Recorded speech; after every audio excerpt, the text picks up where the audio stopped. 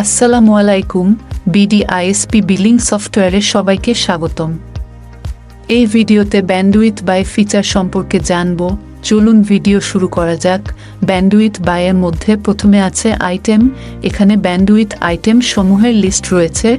নতুন item add করার জন্য অ্যাড আইটেম বাটনে ক্লিক করুন এবং প্রয়োজনীয় তথ্য প্রদান করে সেভ বাটনে ক্লিক করলে নতুন আইটেম অ্যাড হয়ে যাবে।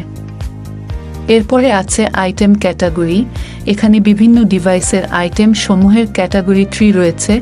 নতুন আইটেম ক্যাটাগরি অ্যাড করার জন্য অ্যাড আইটেম ক্যাটাগরি বাটনে ক্লিক করুন এবং প্রয়োজনীয় তথ্য প্রদান করে সেভ বাটনে ক্লিক করলে নতুন আইটেম ক্যাটাগরি অ্যাড হয়ে যাবে। এরপরে আছে প্রোভাইডার। এখানে সকল প্রোভাইডারদের তালিকা রয়েছে। নতুন প্রোভাইডার অ্যাড করার জন্য অ্যাড প্রোভাইডার বাটনে ক্লিক করুন এবং প্রয়োজনীয় তথ্য প্রদান করে সেভ বাটনে ক্লিক করুন, তাহলে নতুন প্রোভাইডার অ্যাড হয়ে যাবে। এরপরে আছে পারচেজ বিল।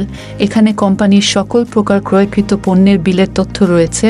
নতুন পারচেজ বিল অ্যাড করার জন্য অ্যাড বিল বাটনে ক্লিক করুন এবং প্রয়োজনীয় তথ্য প্রদান করে সেভ বাটনে ক্লিক করুন, তাহলে নতুন পারচেজ বিল অ্যাড হয়ে যাবে।